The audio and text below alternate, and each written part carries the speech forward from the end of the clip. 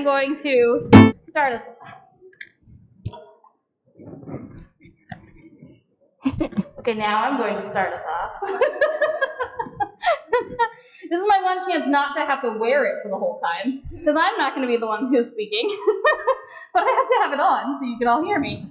So, welcome, everyone. Make sure that all of my...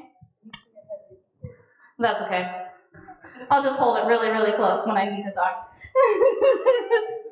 So, welcome everybody here. Welcome those of you on Zoom with us to our first, I'm not going to say annual because I think we should do it a lot more than annual, but our first in the series of getting to know each other with our stories. And we definitely chose Mary because she's got a history with this church longer than she's been alive.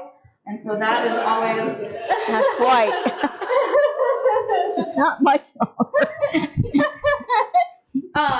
So we're going to hear some about her story, and then I've got some questions that I'm going to ask as well. But after we're done, too, if you want to come up and ask a question, you can as well, and I'll walk you through how that works because we have a 2-mic system, so you kind of have to do this. But if you are interested in asking a question, you are welcome to as well. And we are recording this, so all that the recording is getting is up here, so you don't have to worry. You're not on camera back there, but we are recording it so that we can share it with those who aren't here and who weren't able to be here today. So, or if you want to watch it again. So, with that, Keith was right. You need a question too. I didn't realize that part. All right, let's put my mic back on. Well, Mary, thank you for being our test case for this. Yes. Doing something that's new and fun, but also shouldn't feel any uncomfortable at all. I am grateful to be able to share this with you. You and I have talked so many times, and then also got a chance a couple weeks ago to sit down and just talk through your story. And so that's where we're going to start. Tell us how you are connected to this church and what your life has brought you to here. In 1930, when my father graduated from seminary, he came to this church as a bachelor for only a few weeks. He was ordained and installed in early October of 1930, and he and my mother were married October 28th. I was born in February of 1932 and grew up in this church. Of course, I don't remember a lot, but I do recall some of the members of this church. My mother, her mother, my grandmother, had died before my mother was even married. And there were people in this church, especially, I'll name a name, Mrs. McCall. She was an elderly woman, and she sort of helped my mother along, sort of taking place of her mother. And I have pictures of Mrs. McCall holding me as a baby. And when we grew older, my mother and I would often go to visit her. Now, in the beginning, our church services were held in the morning and in the evening. So, in the afternoons, when I was growing up, my mother would take me to visit the members of the church. That was our afternoon activity as a youngster. So I got to know the people pretty well, and they really became part of my family. I had no relatives living close by. My paternal grandparents were living in Virginia, and my maternal grandfather and her sister and husband were living in Millersville in Lancaster County. We'd get to visit them every so often, but it depended on the friends here in Hummelstown. Hummelstown was a community. The churches were a community. We had little activities outside the church and the community. There was no television. We had the radio, but we knew each other pretty well. And of course, the house that we lived in was right next door. Believe it or not, that grass patch between the church and the house next held a double house. We lived on the side toward the church. The Ludwigs lived on the other side. And thank goodness I had a playmate there. Lois Ludwig Nisley was born about a year and a half after I was, and we played together and grew up together and were friends here together until she died about 10 years ago. So that was family as well. As we grew up in the church, our Sunday school was in the room back of us, and the room that sort of has a lot of junk in it now, in the very back was our kindergarten and primary department, and then the intermediate department was downstairs. There were no small rooms. That was a huge room down there with a stage. And in the intermediate departments, we just met in small groups according to the grade you were in school. Mrs. Keller was one of our teachers. The Keller room has been named after her. And then after that, when we were older, we moved upstairs to the balconies. Now, the balconies aren't there anymore. They're enclosed. But there was a balcony on this side the girls sat. The boys sat on the other side. And that's where we were until after high school. Then we had the classes downstairs. And all those rooms that you now have for offices and so forth were Sunday school rooms with pull-down separations. And the main room where the beautiful cabinet now is, there was a stage. And that is where the superintendent and the leader for Sunday school would stand and read scripture. We sang our hymns in the morning before we went into our classes. Now, I said this was a community because the people in this church I knew very well. And living on Main Street, we had a front porch.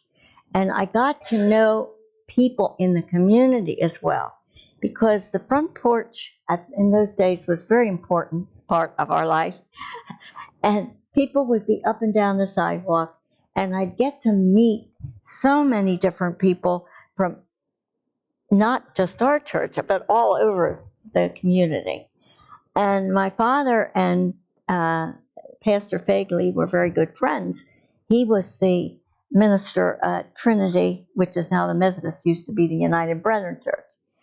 And we were friendly with a lot of different people from different denominations.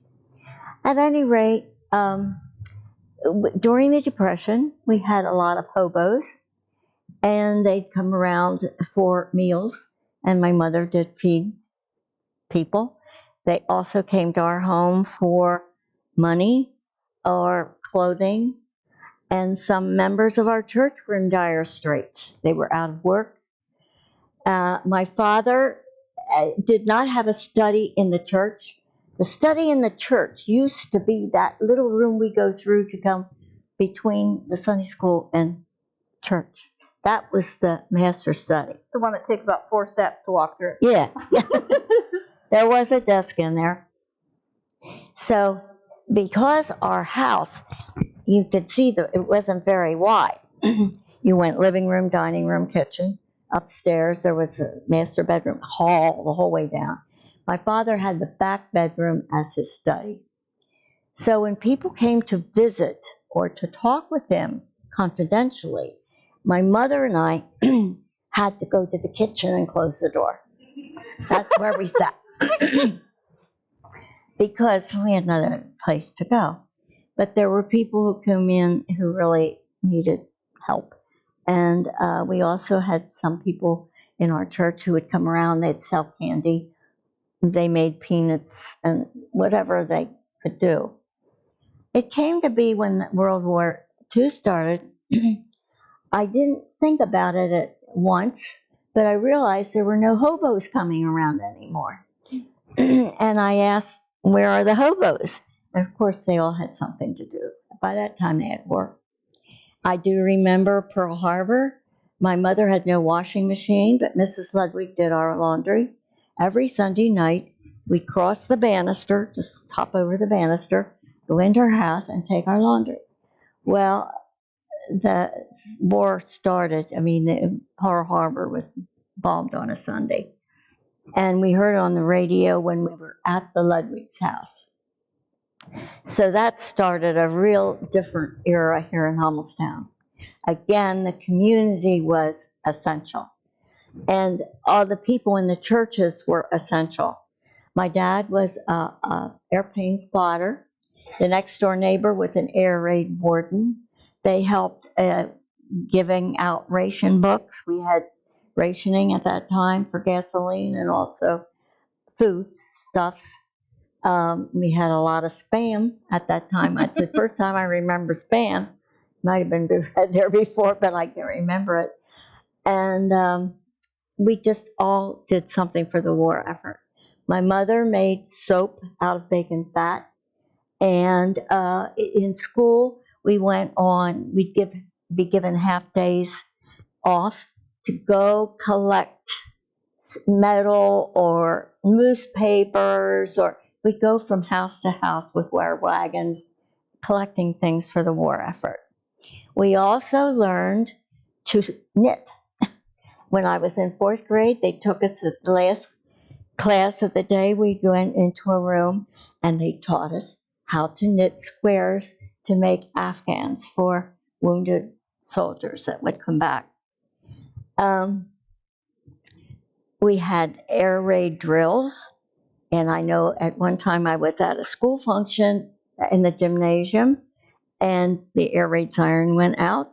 We had to get out of the school and come home, and the air raid wardens were checking on us the whole way home and said, get home in a hurry. We got home, and we had to blacken our house windows. We had a Philco radio, which sat on the floor. It had an opening about so wide. It wasn't that wide, but we covered it with a cloth so there'd be no light. And that's how we listened to the radio when there was an air raid drill.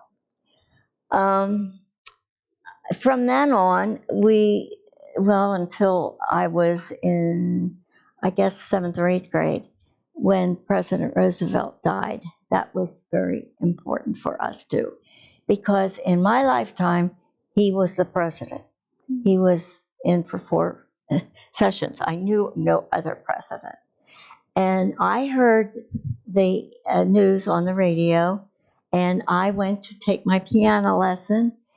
And my piano lesson was taught by Ruth Mullen, who was a member of this church and our church organist for over 50 years. She sat at that organ. The organ was underneath the pipes there. Her back was to the congregation, but she had a mirror there that she could see when the ushers were ready to come up to bring the collection. She'd nod her head when she was finished, and then they'd come up, and we would sing our offering response. But she was very, very faithful, and we had a very large choir. Now, when I was older, they asked me to join the choir when I was a sophomore in high school. I did belong to the junior choir prior to that, and we had a fairly large junior choir. And I sang that was my favorite thing, because I loved to sing. I was in chorus at school. I loved to sing in the choir, and I think that was the best contribution I think I could give to the church, because I didn't get involved in everything else at that time, the choir. What was your favorite hymn? Well, right now, it is Well With My Soul. I had a lot of favorite hymns, but right now that's my favorite hymn. And of course, a lot of the people here liked In the Garden. If you'd pick a hymn, it was always In the Garden. But as I went on in school, my father was called to go to Danville, Shiloh United Church of Christ. At the time, it was still the Reformed Church, because that was in 40. 9. And I was going into my senior year in high school. It was traumatic for me. I knew nothing but Hummelstown, this church. And I did not want to go. I know I caused my parents some problems. But Mrs. Ludwig next door offered to let me stay for my senior year in her home. So Lois and I were together my whole senior year. And I was so grateful to them because I was in student council, I was in all the choruses, and I just wanted to be a part of Hummelstown High School and to graduate from Hummelstown. I managed to do that, but this church just remained in my heart so much because all the people here were so important to me. And I remember the day we moved, my mother and I sat in the front seat with my dad in seatbelts then, and we both cried. We just cried driving down Main Street to go up to Danville. Now, the Danville people were very nice. Please don't think they weren't. It just wasn't home to me at that time. But I came back and forth, and I did go to college at U-Town. So I was here to visit off and on. But the one thing I did have to do was take my membership out of this church and join Bloomsburg. That my father requested, and of course I did. So, but then I got married, and I married Bill, who was from Hummelstown, and I came back to Hummelstown and came back to this church, came back to the choir, just met up with all the people I knew. This was my church family. I did not have relatives around here. And I had friends who had relatives, and I always envied them because they could go visit a grandparent. I never could. After school, they'd stop in. You know, I couldn't do that. But these people were so wonderful to me, and I just loved them very much. Joan, who's sitting over here right now, her family, my parents and her parents were very good friends, and I have a picture of them together in the Grubbs' backyard.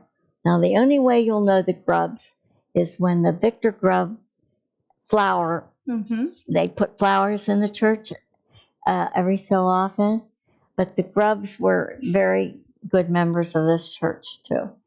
And it just was a very close-knit family. Well, television came into being when I was a senior. We went to New York City and went to the RCA building. That's the first we saw television in the back where it was, and there were very few people in Hummelstown who had television. But they saw us on TV because one of our members of our class was on the Kay Kaiser show. No one will know who Kay Kaiser was, but he was on television in 1950. And Dick Bowser Store, he was in my high school class. He was on the show. And there were only a few families in Hummelstown who had TV, but they did see him on TV. Anyway, after I got married, I came back here, and I taught Sunday school for a while in the primary department, and also the choir again. I was back in the choir. Now, Hummelstown, it wasn't just this church; it was all the churches. It's a community. It was a community where people knew each other because we didn't have the car travel like a lot of people used the trolley car to go to work. They worked at Hershey. They worked on the railroad. It was just around here, or the Capitol in Harrisburg, and they had buses to go to those areas to work. But in Hummelstown, we also had a very large picnic in the summertime. It was the Hummelstown Picnic Day. And if you ever saw one of the posters Bob Nestle did of people at the square waiting to get onto the trolley to go down to Hershey Park for Hummelstown Pick. In the very beginning, they used to have baseball games. Hershey Park wasn't like it is today. Nothing like it is today. You did not pay to go to Hershey Park. They had band concerts there. You could just go in and sit and listen to a band concert in an evening. You were paid according to the ride that you took. You did not pay to just go in and walk around. And we did that. There was a zoo that was free. And they had monkeys, they had exotic birds. You could just walk in and to the zoo. You did not pay. So it's totally different. It's expanded, but it was lovely for us. We enjoyed it very much. And after, as I said, after I got married, I did get involved in teaching Sunday school. And then I got pregnant. And our first baby, we lost. And it was another year later, we had Laurie. And we were so grateful to have a child. So I didn't come to church too much in the beginning. And when I finally did come to church, I sang in the choir. My husband stayed home with my daughter. They didn't have nursery then, in the beginning. It was right around that time they started nursery. But she was a very active child. And children at that time were seen and not heard. As a child, I had to sit very quietly. Lois and I, we sat together in church too. We were allowed to draw, but you didn't talk. You didn't whisper. You just kept quiet. And that's hard on kids for an hour. And but that's what we did. And everything was rather formal. The church service was formal. If you look on any of our old hymnals, the order of worship is in the front of the hymnal. That's what we followed. And Reverend Flocken came after my father left.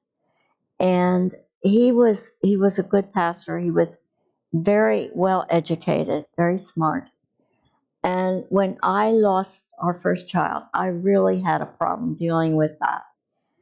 I had some preconceived ideas of things being planned for me by God, that my life was laid out a certain way, and this wasn't the way I laid it out. So we had very deep discussions in Sunday school at that time. We started to have mixed classes because they used to be divided, men and women. And we joined a young adult class, and he sort of got it into my head that wasn't God's plan. Things happen to us that aren't good. They're bad and really cause us a lot of hardship and sadness. But we have to learn to get by those things. So I felt it took me a while, but I had to get by that. When we had Laurie, that helped me so much because I, put my efforts into raising a child. I only worked part-time when she was 3 because we lost another child after her. She was about 2.5. And so I thought, I'm here to do something. What should I do? And I wasn't one to be just a stay-at-home mother because when my daughter was small, she was premature and she spent a lot of time sleeping in the afternoons. So I went to work for Dr. Paul Stoner, who was a member of this church. And I worked a couple afternoons and a couple evenings. My husband was home to take care of her in the evening, and I hired a local lady that lived in our area, our neighborhood, and she came in the afternoon. Sometimes I put Laurie to bed when I left for work at 1 o'clock, and I'd come home at 3:30 or 4, and she was still in bed. I mean, she slept a lot.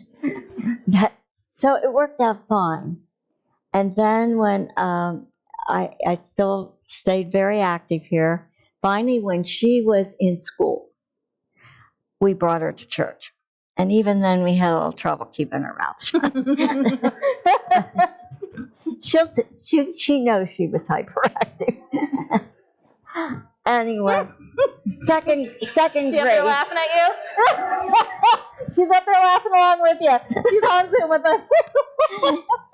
Second grade, she calmed down.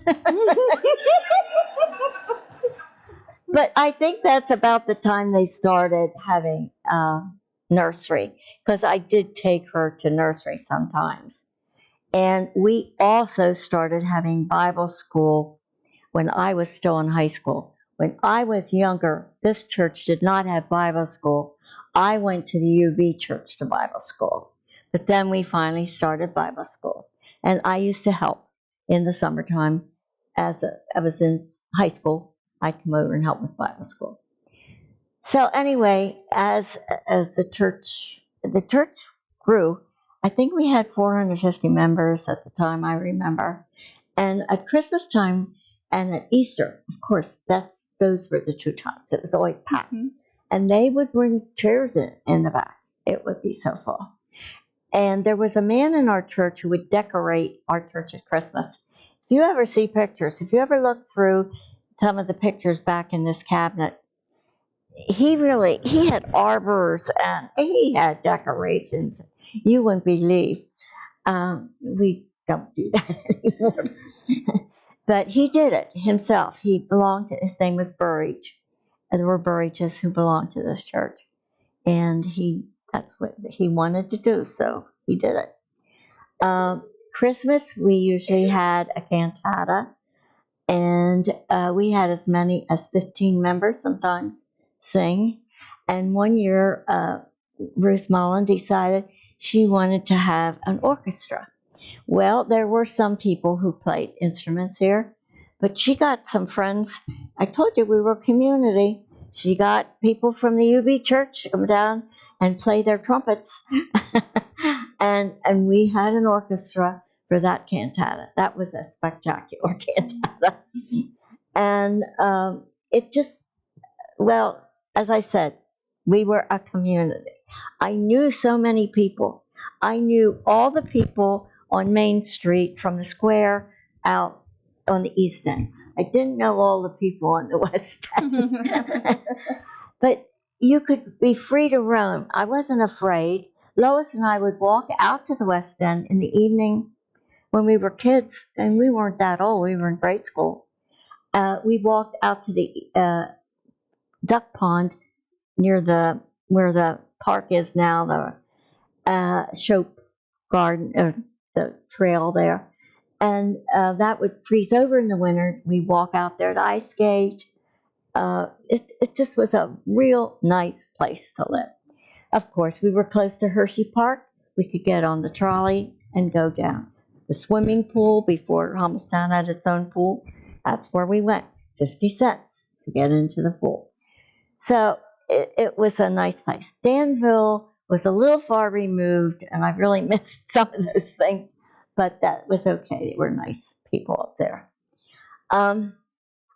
When I got older, I went to work full time. So still the choir was my center thing to do here in this church. Ruth was very, she liked people to be there. You should be there for choir practice. You should be there to sing. And sometimes when my parents were in Danville, sometimes I wanted to go up there for a weekend. I'd have to tell her, I'm not going to be here. So, I mean, she didn't like when people were absent. She didn't give us a problem, but you knew she didn't like it. And so we were very faithful. As I said, I did go up to Danville to visit my parents, but they would come down too to visit me. When they finally decided to come back here to retire, I was happy about that. And when my daughter went into 6th grade, I decided to work full time. So I went to the medical center, and I was there until I retired in 1990. But I still was active, And after my daughter, well, no, I guess she was in college, I was a member of the consistory. I was a deacon. I never became an elder. The thing of it was, when I was a deacon, the women at that time were we had to do the social activities. I had to take the minutes, and I didn't like that. I did that at work. And another thing, I didn't like it because I was so busy taking notes that I sort of missed out on some of what the discussions. I couldn't take part. I think later on they used to have an extra secretary who wasn't part of the consistory. I don't know, but that should have been the way it was, because our consistory was a pretty large group with deacons and elders. And so I didn't go in. I was on 2 terms, and that's enough of that. But I did participate in a lot of committees. I was on the music committee and was head of the committee when we rebuilt the organ. That started in the 1980s. And that was a trying time because we got the money really nicely. We had some people who put down a lot of money in the very beginning, and then we had a 3-year plan that people could pay off. They made a pledge. And we gave them organ pipes. They had wooden organ pipes or metal organ pipes. If they gave so much money, we gave them an organ pipe as a memento. But the pipes for the new organ came from Germany. It took over a year for our organ to be done, and people were angry. I mean, when is this going to be finished? Well, I didn't know, but it took that long. But I think it was well worth it. This organ was given in the beginning by Andrew Carnegie, who gave a lot of organs to a lot of churches, and they had looked at an electronic organ when my father was still here, but they decided to go against that, and I'm so glad they did.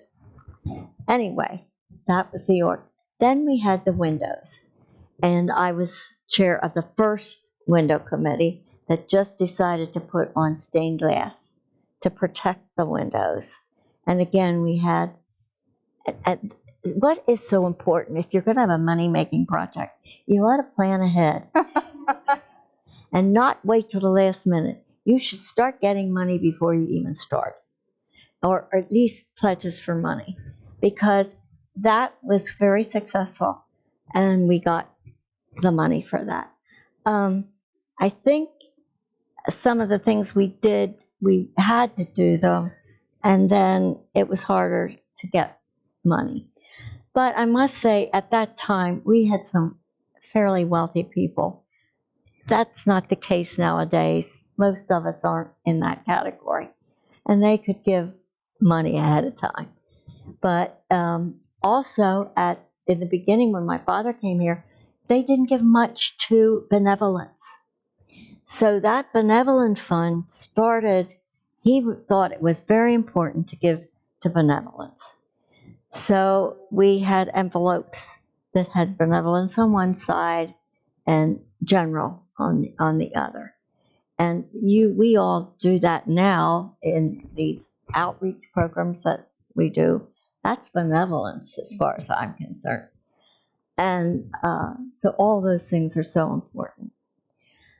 I can talk about my faith. As I said in the beginning, that was the first thing that hit me, was losing my first child. And growing in faith is so important. And things that happen to you in your lifetime that are sorrowful, I think it's important to realize God is always with you and you can get through it. I know when my husband died, that was very hard for me.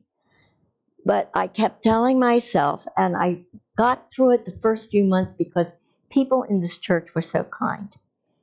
They would come to visit me, they'd take me out to lunch, but all that sort of fades in time. And about 6 months later, when I sat down and I thought, I was really heartbroken. And I thought, Mary, you have one life to live. You better make the most of it. So that's when I decided I just had to keep going and not look back all the time. I have wonderful memories, and I do look back on wonderful memories. My husband and I started to go to Florida, and we did that for 3 years until he died, but I continued to go. I had a wonderful brother-in-law and sister-in-law, my husband's brother and his wife, and we went down and we meet up with Joan and her sister and their families, and we met people from Canada. I met a lot of wonderful people, but the people in this church always remained my family. Mary, there is something you just said that you passed really quickly through, but I think it says exactly who you are. Because the thing I have noticed about you since I got here is you are absolutely willing to just keep going, to take the change that is coming to you. You have been here through, I mean, even just that bit. There is so much transition that happened from you living in the house next door and having to have coal deliveries to heat water to take a bath. Yes. I didn't mention all that. up till now, where you join us on Zoom. Yeah. And you walk other people through Zoom. That, you know, I don't even know if I can say exactly what you said, but what you said about what you came to after Bill died is absolutely amazing. That's what you have shown throughout your life, is that things will happen, but you're gonna make the best of it, and you absolutely do. So, what do you think has been the biggest transition in all of that, in everything that you have had here? I mean, if you want to talk about somebody who's local, you're born next door, you went to church here for so long, you've moved, you've done all of this. What is the biggest transition of your life? Well, two things. Moving from here was a horror. I cried and cried after I moved from Hummelstown. This was my base. And my husband, of course, my parents. But that was a natural thing to happen. You're older, your parents will go. But my husband's loss was very. And losing the children, you know, I didn't know those children, but they were still part of me. The loss, I think death of someone dear to you is very important. How to get around that is either you are mad at God or you thank God for at least being there to support you. Because I've known people who've been mad at God. That's understandable. Why did God do this to me? Yeah. So. What is it that you are the most excited by these days? Well, excited. I'm not too excited.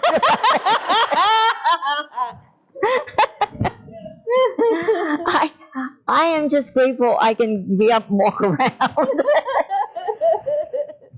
I'm excited about some of the new technology. Because, oh, I did something that I touched that. You're okay.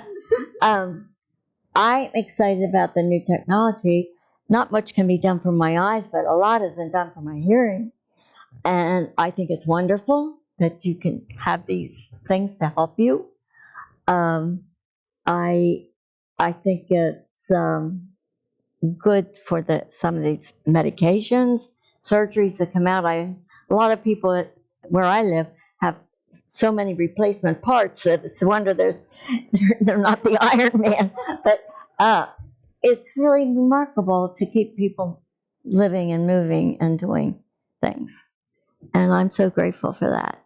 I'm also grateful that I can be where I am because it's a nice retirement home. I enjoy meeting new friends.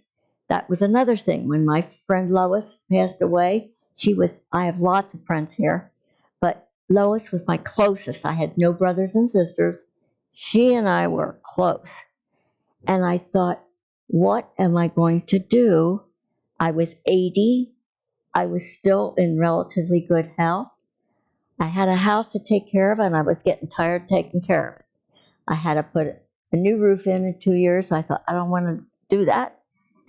So I remodeled my kitchen, the bathroom. I had things all pretty good shape. This was the time to sell my house and move, and that's what I did. And you've been there. No one told me I had to do it.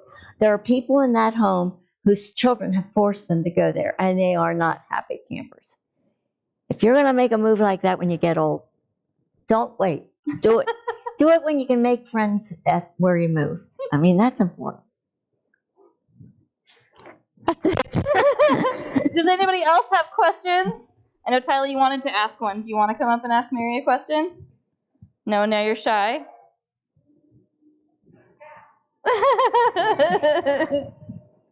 Anybody else?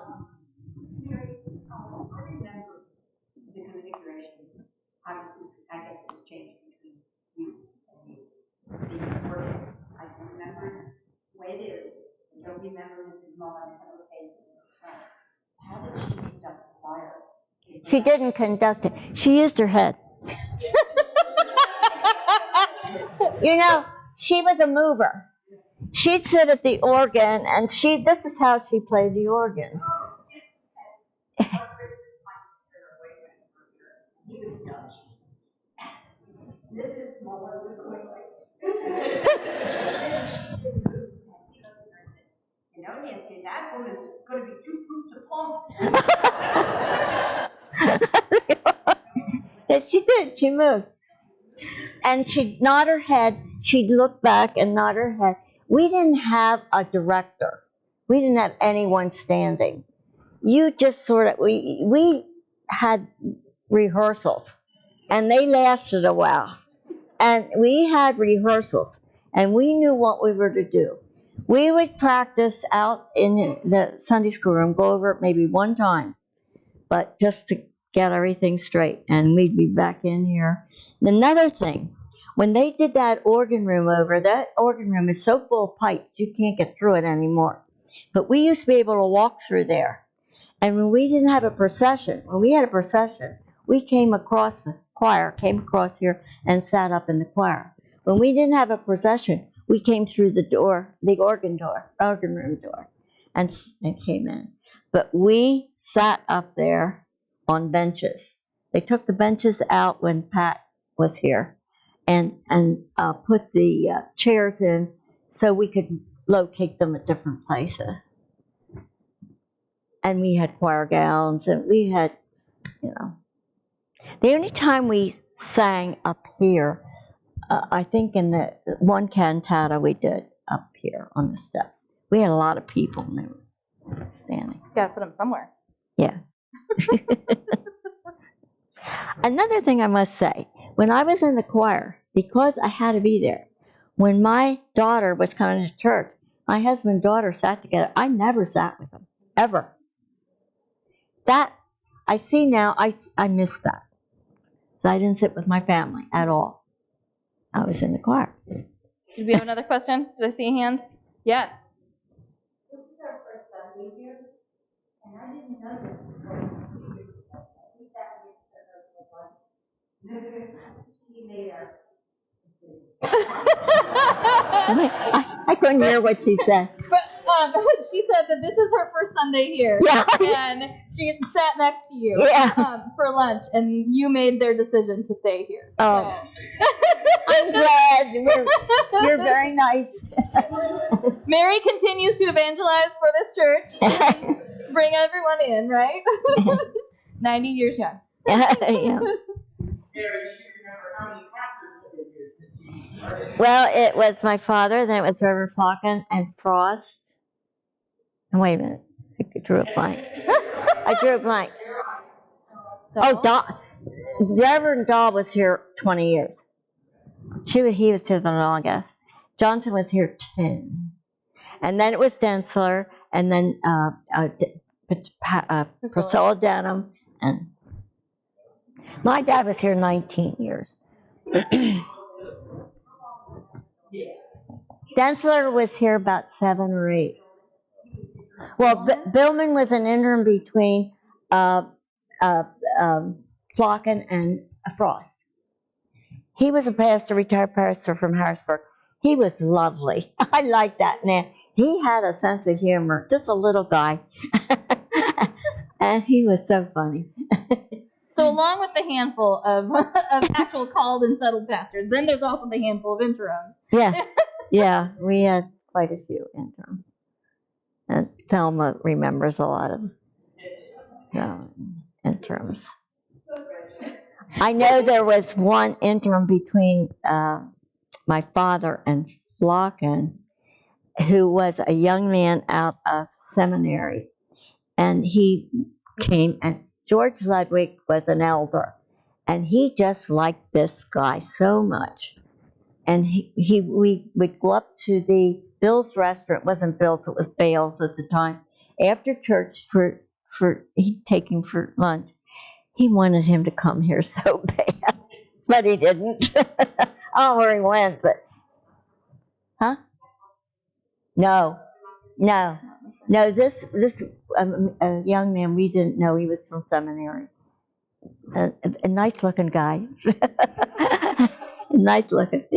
Yeah. That George Ludwig. By the way, people in this church in the very beginning, we had a very elderly custodian, and his name was, all I knew him as Pappy Landis. He lived in 2nd Street. He also was the first custodian that I knew at the Price Building. Well, he got sick, and after that, I think Harold Kreiser took over. And but if anything went wrong, George Ludwig was a mechanic at Hershey Chocolate Factory. He knew how to fix everything. And we'd have problems with the heating system, with the organ. He lived right next door.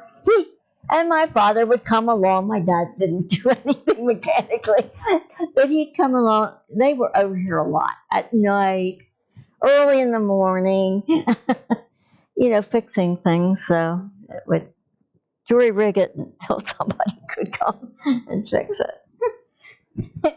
And we still, to this day, jury rig things. Jury rig. Figure it out. I have to tell you something, though, since the lighters are here.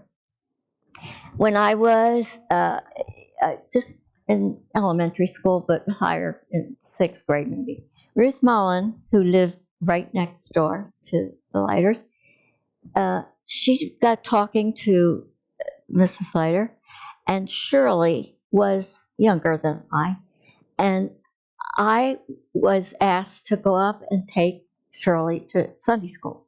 So I'd go up on Sunday morning and get Shirley and bring her to Sunday school.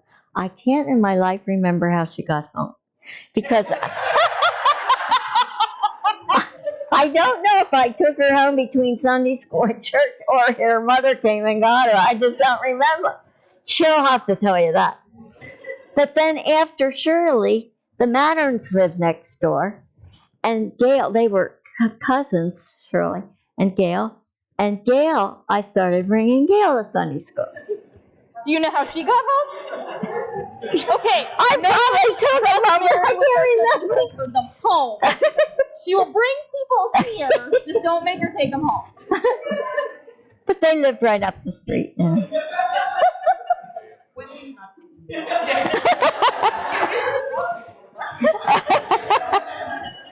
I don't think she went to church. I think she went home, but I just can't remember. I was trying to think of that this morning. Anyway, I wanted to say that. Anyone because else? you're. Thank you, Mary. Your story is certainly not over because you have so many more to tell. But thank you for letting us do this with you. I enjoyed it. I got a little curious. I didn't bring you a tissue, I'm sorry. I have one. Yeah. Can you see her up there? Who? It's your daughter. Oh, she's on. I. Did you see? She sees you there, but you see her there.